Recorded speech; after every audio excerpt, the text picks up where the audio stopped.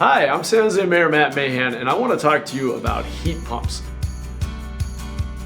So earlier this summer, our AC unit went out and it needed to be replaced immediately. I mean, it was literally dripping into the floorboards, which is not a good thing.